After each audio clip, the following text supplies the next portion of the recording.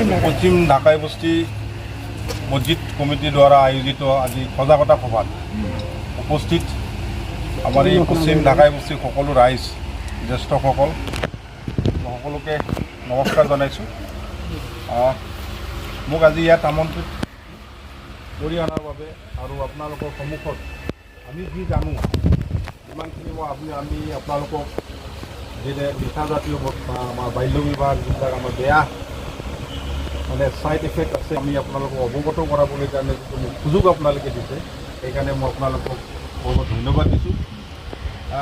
আমি আজি মোটামুটি 15 দিনমান আগৰ পৰাই আমি ডিছকাশ্যন আমাৰ চলি আছে, আমি আলোচনা কৰি আছিলোঁ আৰু দুৰ্ভাগ্যক্ৰমে মই সময় দিব পৰা নাছিলোঁ। যিহেতু আপোনালোকে জানে আজি লাষ্ট 2 মাহ ধৰি আমাৰ দিহিং অঞ্চলত অলপ চিটুৱেশ্যনটো আমি এটা বেলেগ এটা মানে ভালকৈ আমি দেখা পাই আছিলোঁ।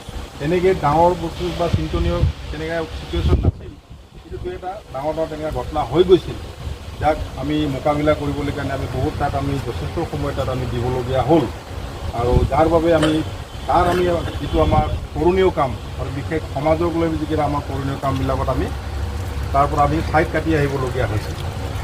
সেইকাৰণে মই তেখেতসকলৰ অনুৰোধ কৰা স্বত্তেও মই ইয়াত আহিব পৰা নাছিলোঁ ইমান দিনে।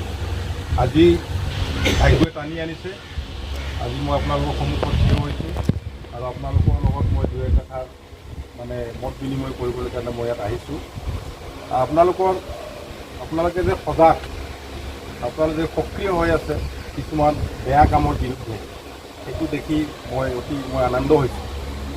মই এইটো বিশ্বাস হৈছে যে হয় আমি সকলোৱে যদি সমাজ লগতে আমি প্ৰশাসন যদি দুয়োটা মিলি যদি আমি কাম কৰোঁ, আমি নিশ্চয় এই যিটো আমাৰ যিটো অভিযান, যিটো ড্ৰাগ মুক্ত এটা সমাজ গঢ়ি তোলা, অপৰাধমুক্ত এটা সমাজ গঢ়ি তোলাৰ যিটো আমাৰ মিছন আছে, যিটো আমাৰ লক্ষ্য আছে, আমি এইটো খুব সোনকালে আমি পৰিণত হ'ব পাৰিম।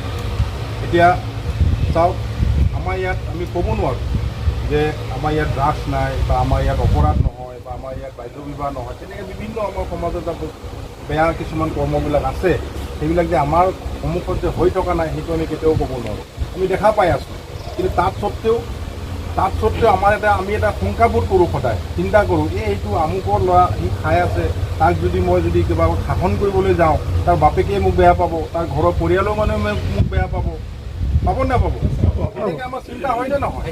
সেইকাৰণে আমি একো নকওঁ, খাই আছে ক'লে কিবা বেয়া পাব, এতিয়া আমাক সিহঁতৰ ঘৰৰ মানুহে আমাক কিবা দুশ্মনী কৰিছে, উল্টা আমাকে ফচাই দিব, তেনেকৈ বিভিন্ন ধৰণৰ কথাবিলাক আমাৰ দিমাগত আহি যায়।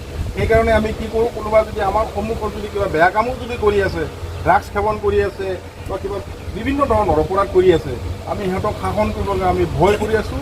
ভয় কৰি থকাৰ কাৰণে এই যিবিলাক অপৰাধী যিবিলাক আছে, ড্ৰাগছ বিক্ৰী কৰা বা ড্ৰাগছ সেৱন কৰি থকা ল'ৰা ছোৱালীবিলাকে দিনে দিনে উৎসাহ পাই আছে, হয়নে? সিহঁতে বল পাই আছে, উৎসাহ পাই আছে যে আমাৰ জ্যেষ্ঠসকলে দেখা পিছতো যদি আমাৰ একো কোৱা নাই, তেতিয়াহ'লে আমাক আৰু কোনে ক'ব পাৰিব?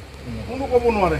তো সেই বস্তুবিলাক চিন্তাবিলাক আমি নকৰাৰ কাৰণে কি হৈছে, আমাৰ মাজত যিটো অপৰাধমূলক কাৰ্য যিবিলাক কলাপ আছে সেইবিলাক বাঢ়ি গৈ আছে দিনে।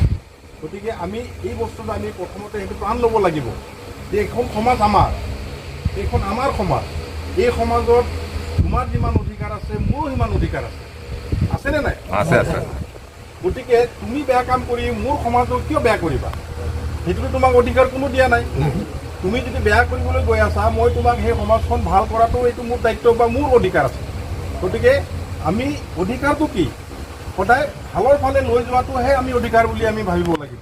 বেয়া কাম কৰিবলৈ কাৰণে অধিকাৰ সেইটো আইনেও নামানে, সংবিধানেও মানা নাই। বেয়া কাম কৰিবৰ কাৰণে কাৰোবাক অধিকাৰ দিছে নেকি? নাই দিয়া ন।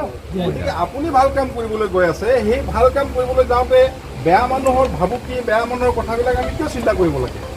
খুব সাহসেৰে আপোনালোকে সেই কামবিলাক কৰিব লাগে। লগতেতো আমি আছোঁৱেই। মই ইয়াত অহাৰ উদ্দেশ্যটো হ'ল যে মই আপোনালোকৰ লগত আছোঁ, সমাজৰ লগত আছোঁ। মই সমাজপ্ৰেমী মানুহ। মই সমাজখন এটা ভাল দিশত গঢ়ি তুলিবলৈ কাৰণে সদায় মোৰ চেষ্টা থাকিব। সেইকাৰণে মই খুব আজি 15 দিন ধৰি তেখেতসকলৰ যেতিয়া মই আমাৰ আলোচনা চলিছিলে, তেতিয়া মই আহিব নোৱাৰোঁ, মই বৰ দুখিত। কিন্তু তেখেতেও মই গম পাইছে, আপোনালোকৰ মছজিদ কমিটিৰ মেম্বাৰসকলো বুজি পাইছে যে মই আহিব নোৱাৰাৰ কাৰণটো কি। এতিয়া মোটামুটি আমি অলপ চিটুৱেশ্যন আমাৰ মোটামুটি কণ্ট্ৰলত আছে, কোনো তেনেকৈ অসুবিধা নাই।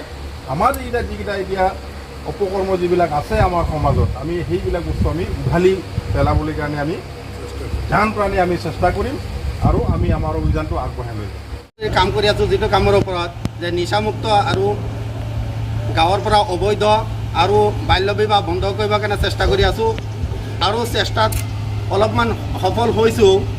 তাৰ পাছত যিবিলাক নিচাযুক্ত মানুহ আছিল, নিচা বিক্ৰেতা মানুহ আছিল, তেখেতক আমি গাঁৱৰ পৰা আমি কি কৰিছোঁ, সমাজৰ পৰা খাৰিজ কৰিছোঁ, খাৰিজ কৰিও ৰাখিছোঁ, এতিয়ালৈকে আছেও।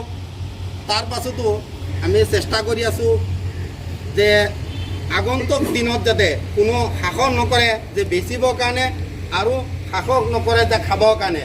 সেইকাৰণে ছাৰক আজি মাতি আনিছোঁ, ছাৰে যাতে চবকে ভালকৈ বুজাই দিয়ে। আমি একমাত্ৰ